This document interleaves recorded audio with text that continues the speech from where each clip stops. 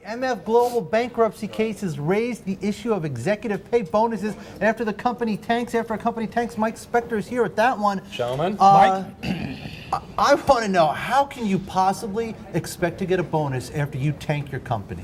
So, not subscribing to the argument, but No, telling you what the argument is. I want the argument, yes. So the argument is, and this is the argument that Louis Freeh will make if and when he proposes... Who is the trustee of the MS Global these case, bonuses, right? correct, the former FBI director who's overseeing MF Global's bankruptcy estate. He will say, look, the COO, the CFO, the general counsel, these people who are at the firm, they know where things are.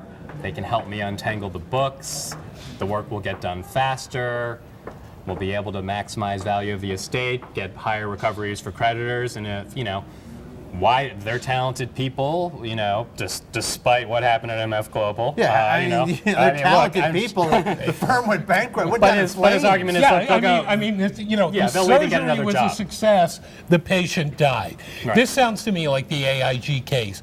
We have to keep the existing management in place because they're the guys who know where the bodies are buried. They're the only ones who can untangle. The problem with this is, the story is this runs pretty much afoul of a 2005 law that was put in place to prevent this. Right, so it's complicated, but in 2005 there was a big overhaul of the bankruptcy code led by Senator Charles Grassley, and Senator Kennedy introduced an amendment that basically pretty much banned the idea of retention bonuses, except under these very difficult circumstances that very difficult to meet. So essentially made them impossible to do. But what happened over several years is companies said, okay, well, we can't pay these executives bonuses that are retention bonuses, so we're going to give them incentive bonuses and propose incentive plans which will say if we exit bankruptcy by a certain date, if we increase earnings to a certain number, other metrics meet performance goals, that will trigger the bonuses. They're not retentive in nature, so they don't violate the law. These things have been approved. We wrote about it in January, and people have been kicking up a little bit of a fuss about it. I'm not an especially educated man, but I think I can see the semantic game that's being played there. I mean, there's a law. Bull hockey.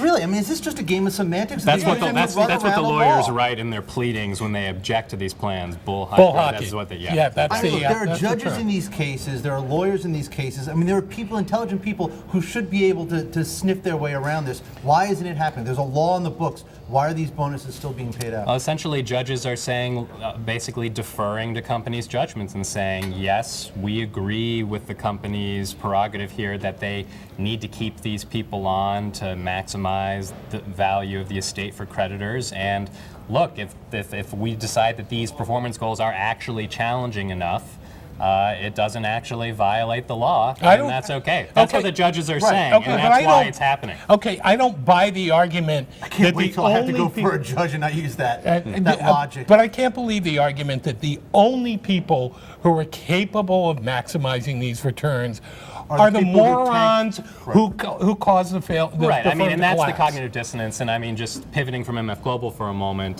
Because it is a larger issue. We're not just talking about MF Global. Right. And those bonuses, we should say, haven't been proposed yet, and Louis Freeh hasn't made any final decisions. But Hostess, as you know, recently filed for bankruptcy. You all are both avid fans of the Twinkie. How you can go bankrupt selling a Twinkie is beyond those snowballs. They're in a huge fight with their unions, saying that they got to make major concessions or this company is liquidating. And ahead of a big trial to reject these union contracts, the company proposes to assume this employment agreement for the CEO with all these bonuses. The U.S. trustee, which is a bankruptcy watchdog arm of the Justice Department, keeps an eye on cases to make sure people comply with the law, objected and said, you're asking your unions to take all this pain and you're not revealing enough information about why this guy is supposed to get these bonuses. They tabled the plan, and oops, the CEO resigned. We don't have a lot of information on why he resigned. Did he resign because he's like, I don't need this mess, I'm going to go get another job somewhere else? Did he step aside so that they wouldn't anger the unions? But, very contentious issue.